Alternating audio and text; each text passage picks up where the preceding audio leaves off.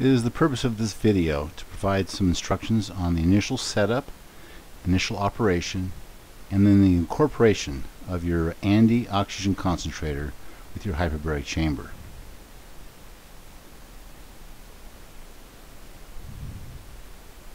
ANDI provides three choices at this time for your hyperbaric chamber.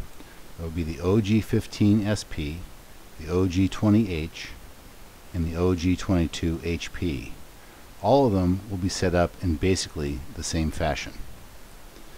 First, you have to unpack the oxygen concentrator, pulling it out of the box, and it's a good idea to save that box in packing as it's very special.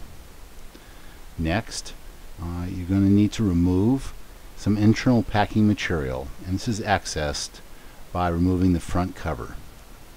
As you can see here, there are 6 screws holding the front cover in place, 2 on either side, and then, as you will see, 2 on the bottom.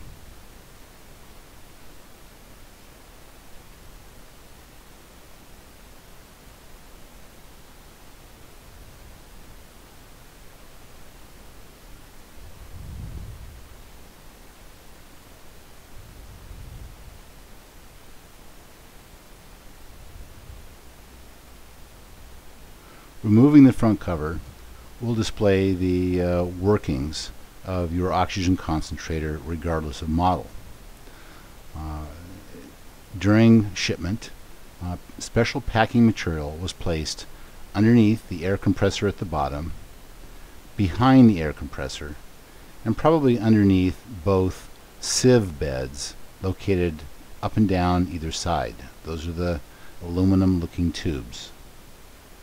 You may leave the packing material under the sieve beds in place, but it is important that you have removed the packing material underneath and behind the actual compressor. Here we're installing the inlet air filter. This is left off during shipping to prevent breaking during the shipment process. Now we're going to install the fitting which allows for the connection of the green hose. This is screwed into the unit's right side. You can see a picture of it in the lower left.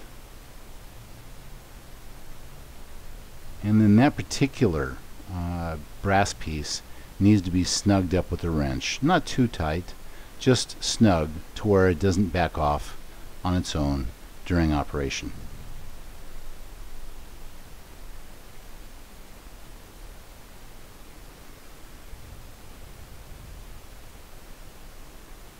Next, we're going to install the feet as provided by the original order. As you see in the lower left, there are also wheels that could be ordered from ANDI International, but in this case what you're viewing is the installation of the metal feet. They just push into place and can be removed in the same order.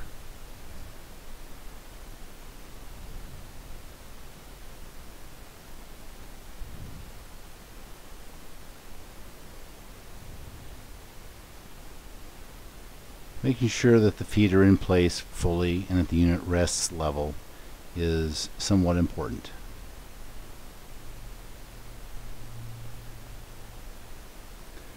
It's now time to plug it in and turn it on for the first time without being attached to any sort of outlet device like a hyperbaric chamber. It does take a couple of minutes for the unit to warm up completely and get into its normal cycle.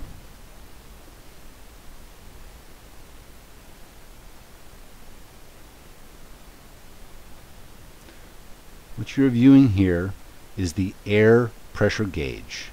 You will notice that that gauge rises and falls basically as it fills up one sieve bed, for example on the left, and then moves to the sieve bed on the right. There's also an oxygen pressure gauge which very likely will need to be adjusted so that you have the appropriate oxygen outlet pressure. To make a change, pull out on the black knob one click Turning it clockwise increases the pressure, and counterclockwise decreases the pressure. Look at your owner's manual to determine what pressure you should be adjusting the oxygen pressure to, but it's going to vary depending upon model of oxygen concentrator.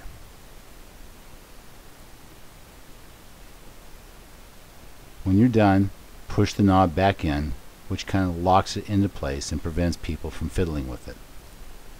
On the far right, you can see the flow meter identifying the flow of oxygen. If you read the scale on the left-hand side of this gauge, it reads in liters per minute. You should adjust this to 10 liters per minute, regardless of the oxygen concentrator you are using.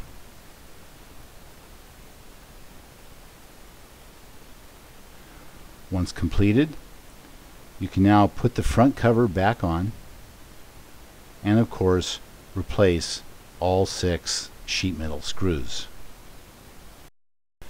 Remember, the adjustments that you just made were done so without any back pressure from a device such as a hyperbaric chamber attached.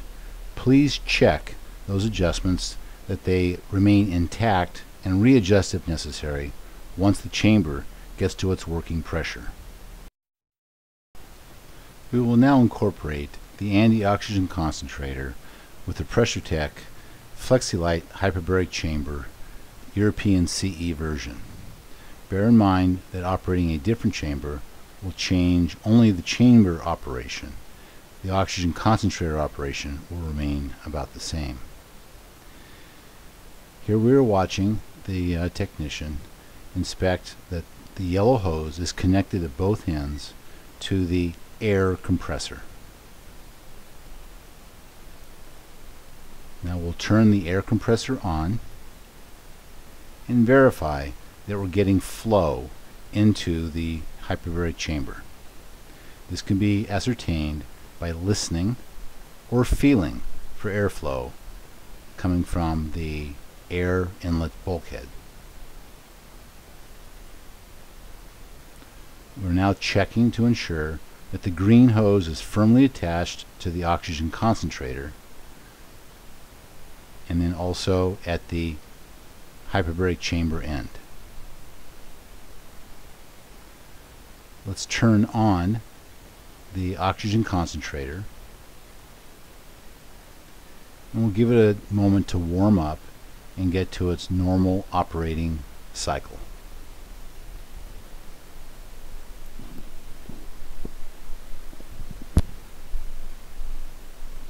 We will inspect to see that the air pressure is going up and down as expected, that the oxygen pressure is about where we've set it. For the FlexiLite CE version, the oxygen pressure should be set at around 18 to 20 pounds per square inch for the OG22 oxygen concentrator. Then check to ensure that the flow is set at about 10 liters a minute. In preparation for closing up the chamber, we will now look inside, check inside, that the internal vent valve is in the closed position.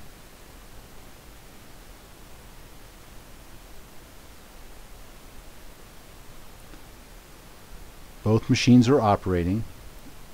At this point, the occupant would have gotten into the chamber, and the technician is now zipping the chamber up.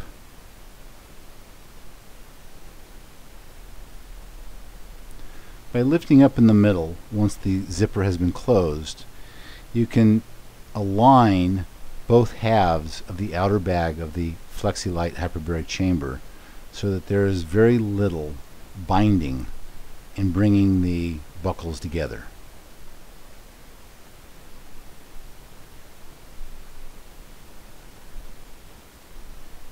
Starting at either end, you can now buckle up all 8 buckles. For the FlexiLite, manufactured by PressureTech, all 8 buckles must be buckled for every use.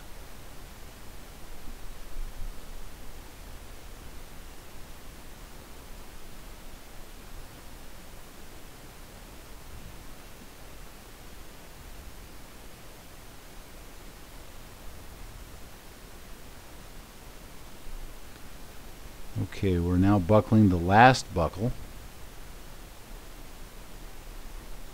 And then, as good measure, it's not a bad idea to check each of the buckles to ensure that they are firmly attached. This will prevent any delay in the inflation process. We're now making sure that the external vent valve has been closed and the appropriate selection on the dual pressure relief valves has been selected.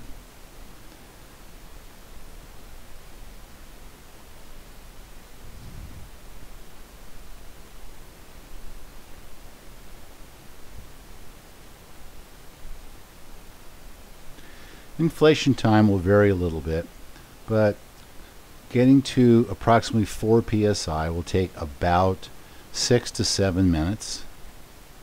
Getting to 7 psi will take about 10 minutes. Getting to 9 psi will take about 12 minutes, and so on. This, again, will vary from unit to unit slightly. The technician is now checking to ensure that the relief valves are operating appropriately by feeling for air release. And once you are satisfied that all is stable, the session can now run for the length and duration of the protocol.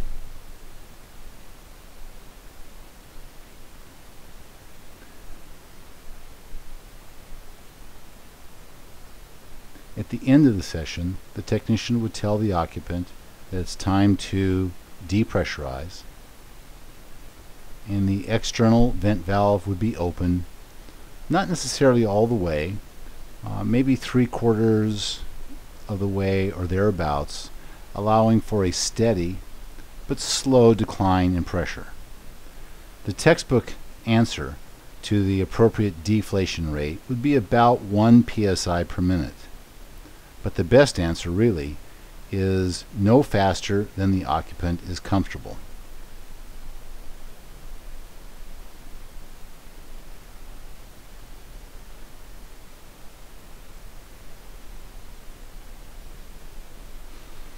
Here you can see that the deflation rate is slightly faster than 1 psi per minute, but is certainly not too fast by most standards. Again, the occupant should determine how fast to both inflate and deflate, and slower is always better if you're not certain what the comfort level of the occupant might be.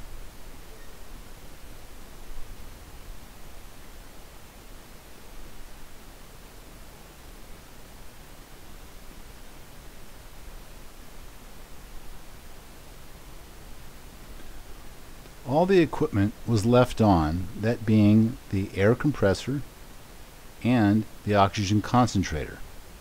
This provides for a more comfortable environment for the occupant.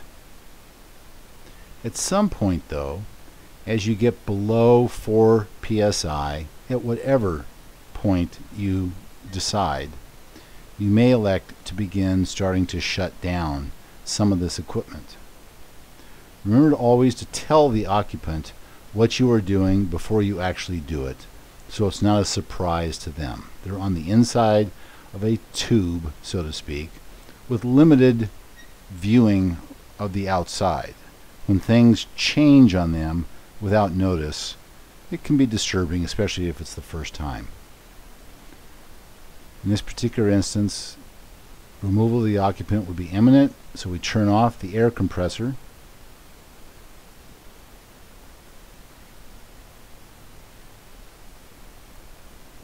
And for the Pressure Tech FlexiLite hyperbaric chamber, you want to ensure that the pressure gets below 1/4 of a psi before you begin to unbuckle. That's below 1/4 of a pound per square inch.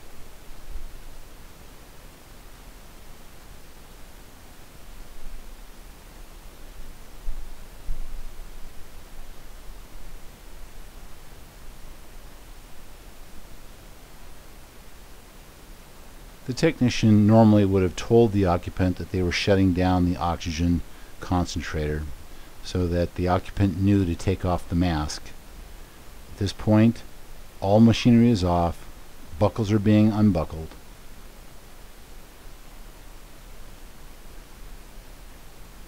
and the chamber unzipped.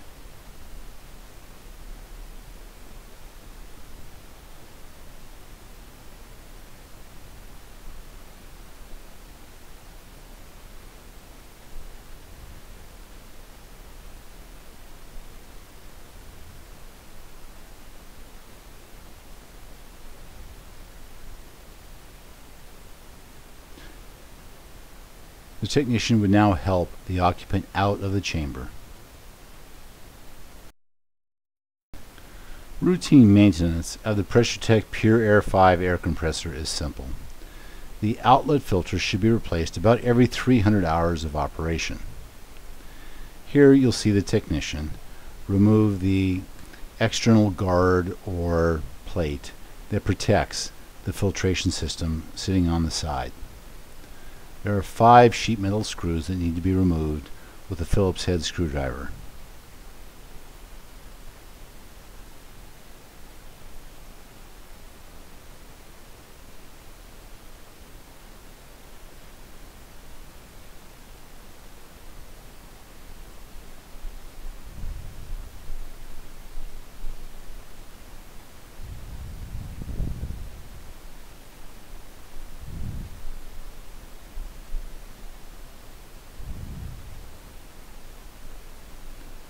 Once the screws have been removed, the guard can be removed, exposing the 2 filter bowls.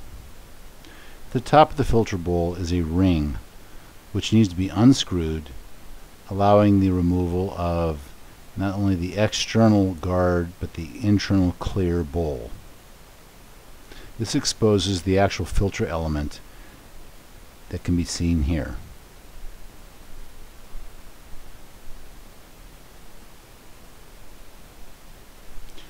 Unscrew the filter element,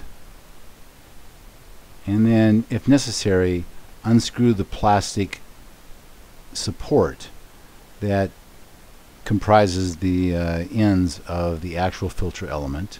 Just unscrew both ends of the black, leaving only the filter element as can be seen in the inset picture.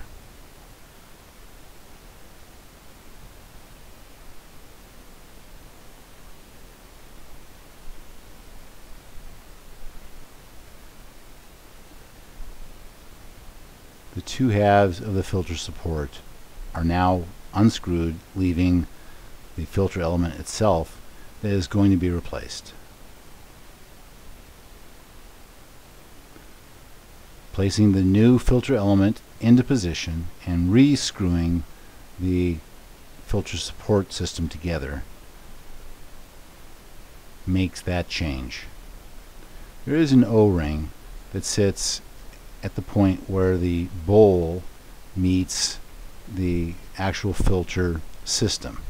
That O-ring is part of the kit, and replacing it is recommended.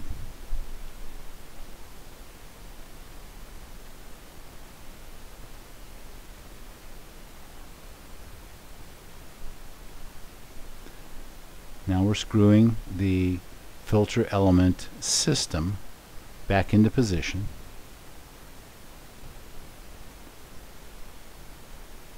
Putting the bowl and external guard back together, and gently bringing it together, screwing the top ring hand tight so that the O-ring makes contact with that clear internal bowl. Do the same thing to the other bowl.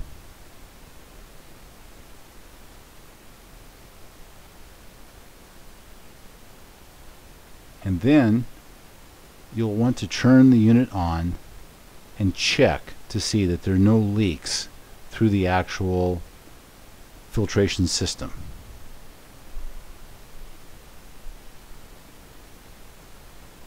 You will hear and feel air coming out of the outlet of the compressor.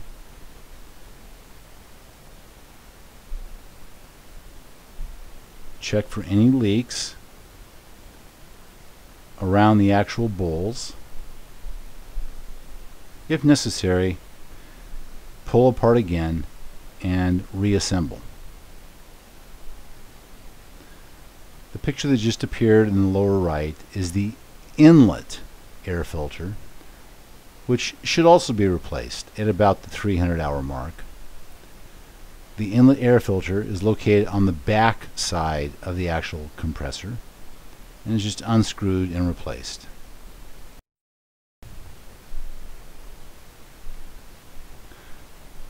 Should you have any questions, help is available. Please see the contact information provided.